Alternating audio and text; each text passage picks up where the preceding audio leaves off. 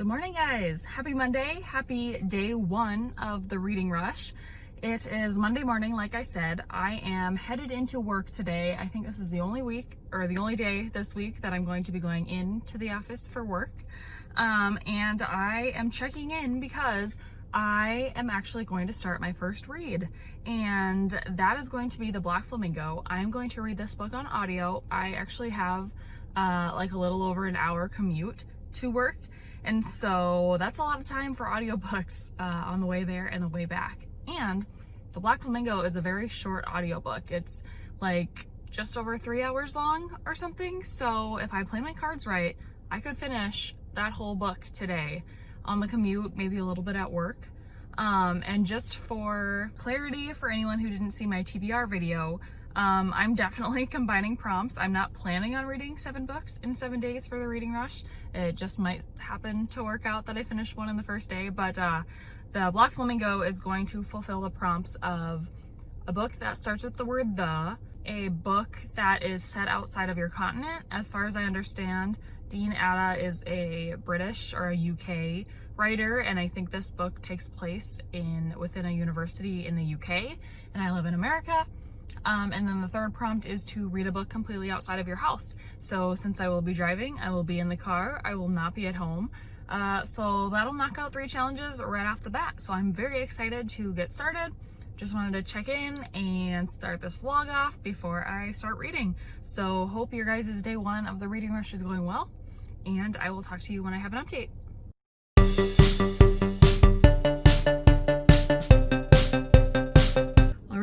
I have made it to work. I have also made it 58% through The Black Flamingo. So by that logic, I should obviously pretty easily finish it on the way home. It's very good, very impactful. It follows this boy basically from early childhood through, I just got to the point where he's at university. And it's all about him finding out his own identity, his gender identity, sexual identity, his cultural identity. He lives in the UK. He's half Greek and part Jamaican, I think. And he's kind of struggling with not feeling like he's completely one or the other, or like he's completely anything. He feels like he's, kind of broken out into pieces and struggling to identify in any way. And he's meeting trans people for the first time, and so he's kind of learning what that means and his identity in relationship to his gender. And it's very insightful, definitely a really good and important read. It's told in verse, and the audiobook is read by the author, so the audiobook is a really great way of experiencing the story. It is obviously very short and very quick, and I think that's great. It's just kind of a quick hitter, the most impactful parts of this boy's life that we're getting, and I'm really enjoying it. So I'll save all my full thoughts for when I finish it, obviously, but just wanted to check in really quick before I walk into work to say that that's how far I've gotten, and I'm really excited to finish it later today.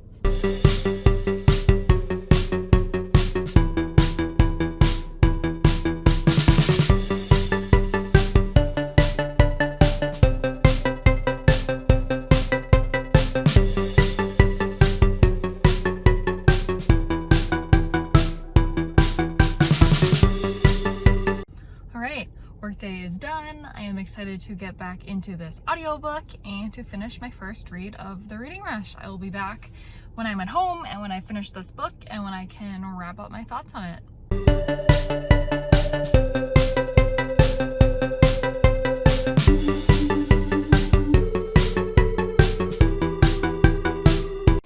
All right, guys, I'm home. I have picked up my daughter. Hi, baby. She is so sweet. She's playing with the glasses case right now. I came in here in my office because I wanted to pick up The Black Flamingo, which I purchased in physical form like a week ago. I've always planned on listening to the audio version because the author himself narrates, but the physical copy is so pretty. It's a pink cover under the dust jacket, and it is all told in verse, and so I kind of wanted to flip through the pages and see what it looks like. And she wants to look at it too. And to wrap up my thoughts on the book, since I finished it, it was really, really good. Because it is told in verse, it is a really quick read. And so you don't get a ton of time with this main character, especially because it follows him basically from his really early childhood to his life in university. And so it, skips a lot of his life, and you just see like the most pivotal points. I drew a lot of parallels between this book and All Boys Aren't Blue by Georgia N. Johnson. They both are about Black queer men coming to terms with their sexuality and gender identities, and also touching on how being Black and queer is unique, and you can't separate those two identities completely. They are they both make up the person, and so you can't you can't separate them, and you have to take that into account when you are forming your own self-identity and relating to other people and whatever. But I really enjoyed it. I think I am going to give this book 4 stars. It feels pretty great to have finished a whole book on the first day of the readathon. Super excited. I don't know if I'll get much more reading done tonight because I have this little one to take care of. And she really likes seeing herself in the camera, of course. But yeah, I'll just be filming my stuff, filming my day, the rest of the day as I do it, and be back with an update when I have one related to the Reading Rush.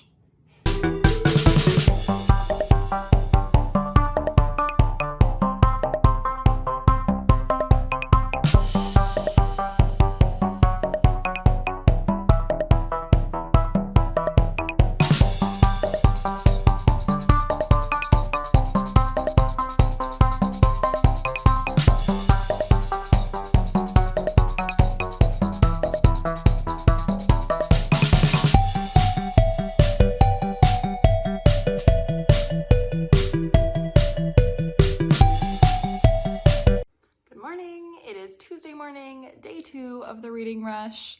We are up, just gotten ourselves dressed, and I have been thinking about my plan for today.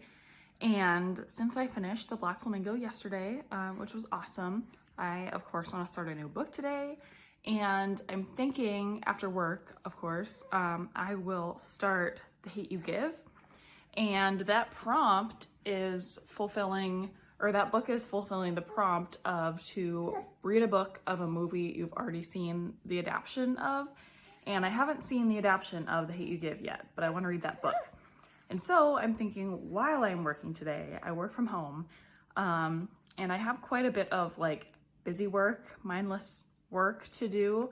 And while I'm doing that, I could probably put on The Hate U Give to watch. So that is my plan as of right now, is to find out where I can watch The Hate U Give, if I can rent it, or whatever, and watch that today while I'm working, so that today after work I can start that book and start reading it. So that is the plan for today. Thought I'd check in before I really get started with all of it. It's a gloomy, rainy day here today, so not much else going on, but that is all. All right, I've got my work laptop here. Got the movie all queued up. I am about to start watching The Hate U Give. I just wanted to come on and give a little pre-movie thoughts on this challenge and kind of the book versus movie debate and my opinion on it. So probably like a month ago, I did a video where I read the Sisterhood of the Traveling Pants book series, which is a series that I had seen the movies of long before I even knew that the books existed and long before I read the books. And in that video, I said that that reading experience was making a case for actually watching movies before watching books. And I, like everyone else before that point, had been very pro book first, but that offered an interesting perspective where I enjoyed having seen the movies and being able to really visualize the different characters and the scenes that are happening. And I can really see this movie, knowing what it's generally about and having seen the trailer and stuff, because it's so hard hitting. I imagine that seeing some of the scenes might be more impactful than reading them. I don't know if that's true, of course. I'm like I've said, I'm interested in doing it this way to see if that holds up, to see if watching this movie gives me an interesting perspective as I then read the book, to be able to visualize the characters and the really hard-hitting scenes in the book as they dive a little bit deeper into the characters, you know, minds and perspectives and everything. So I'm really excited for this. So I'm gonna go ahead and start the movie, and I should be able to watch it without any interruptions or anything, and I will be back on with my thoughts right after I finish.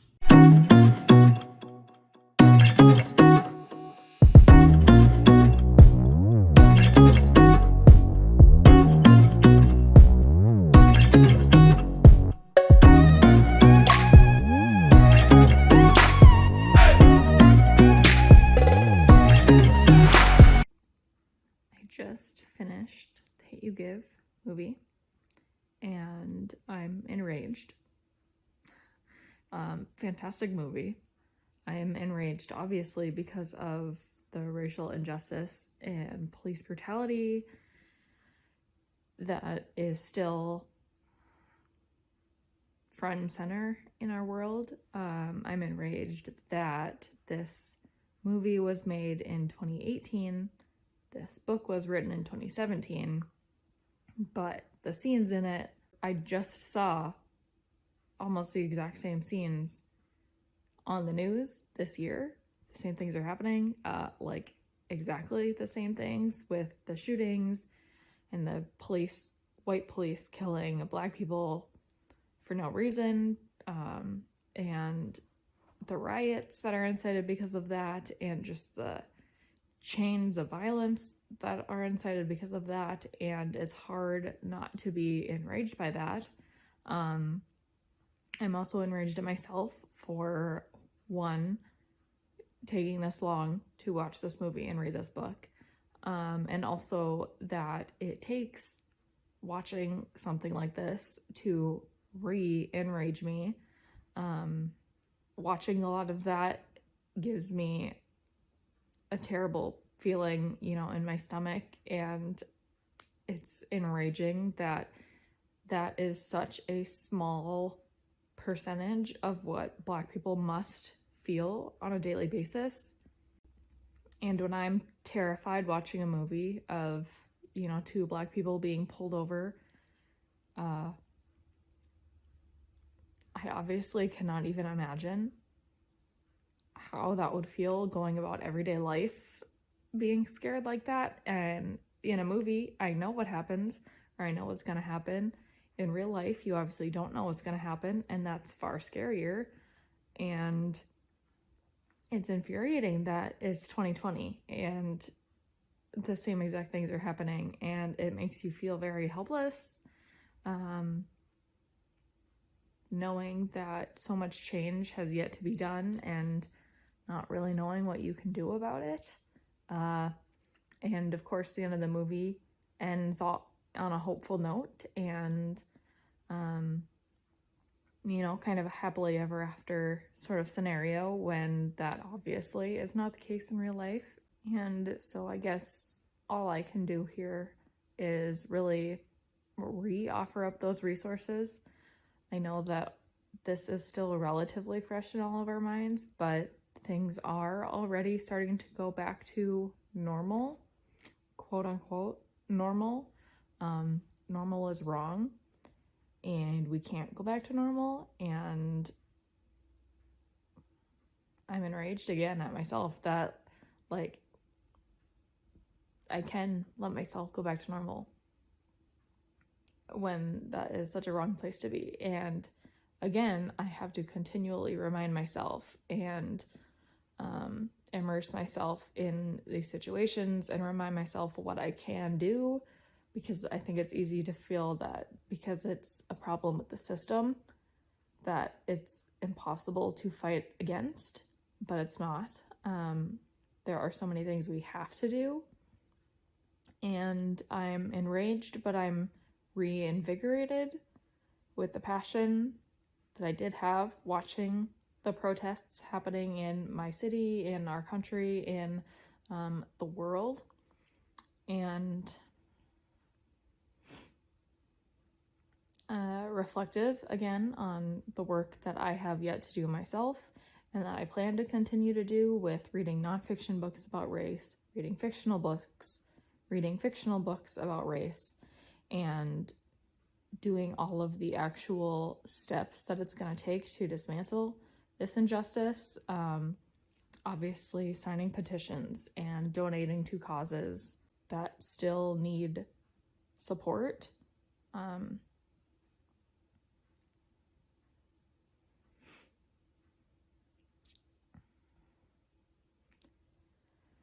And I don't know if this is the right movie and book to do this discussion with about comparing, books to movies, because this movie was fantastically done, and there's not a doubt in my mind that the book is going to be fantastically done.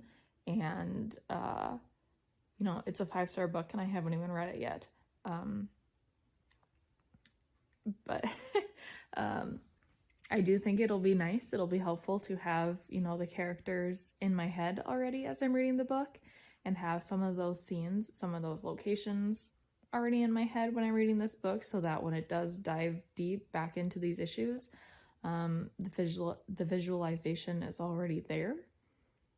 So if you're looking for a commentary on that, I'm a proponent of watching the movie first if it's something you're okay with. I think that for some specific genres and types of books and movies, like thrillers, for example, reading the book first is probably more satisfying in that you know, or that you find out the twists in the book, where there's a lot more detail and maybe a lot more description and explanation. But when it comes to contemporary type books and movies, I think that it does sometimes help to watch the movie first and to get those visualizations. But that's just my opinion. I'm gonna go now. I have half a day left of work yet to do, so I'm gonna pull myself together, get through the work day. Again, keep working on what I can do to positively influence change. I'm reinvigorated, and I just hope that every single time that I'm reminded of my own shortcomings when it comes to racial injustice, and when I'm in positions where I can make change happen, I need less and less reminding as time goes on. But I'm thankful for books like this and movies like this. Something like this, I believe, can change somebody's stance, or can just enlighten them to take the right stance. So this is not exactly how I thought I'd be talking about this movie, or how I thought day 2 of the reading rush would be going, but here I am. I'm not mad about it. I'm mad about some things, but not about this reflection I'm going through. But yeah, I think I'm done rambling. I'm gonna get back to work, finish out the day, and then start reading the Hate U Give book.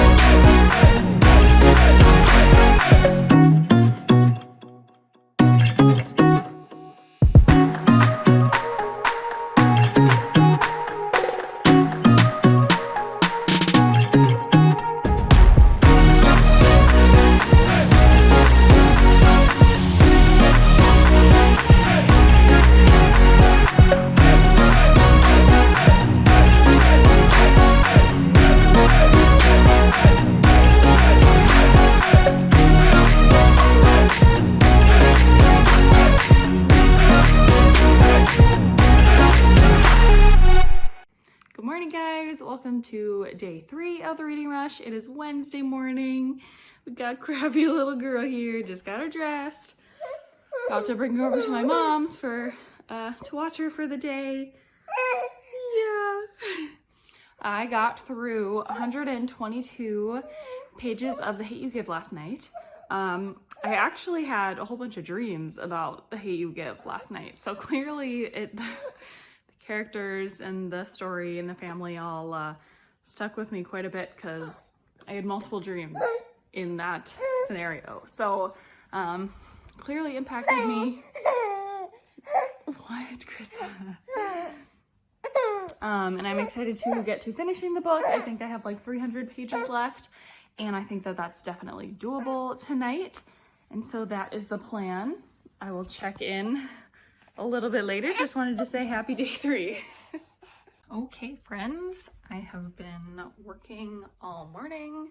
I clearly have started getting ready because this afternoon I actually have to go somewhere and look presentable and professional. So I am just popping on because I remember that one of the vlog challenges for the Reading Rush vlogs is to show yourself making coffee or tea, but I do not drink coffee or tea. So instead I'm going to show you how I make my drink that I drink every day.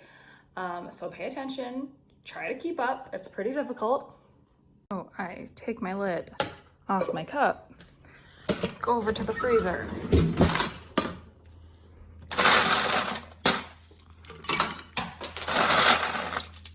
Get some ice, drop some ice on the floor, get some water, pop the lid back on, and there you have it. Ice cold ice water. That is my drink of choice. Like I said, I don't drink tea or coffee. I never have, and I probably never will. Hey everyone, it is way later in the day. You might be able to hear my daughter's lullabies and her kind of talking in the monitor and stuff because we just put her down for sleep.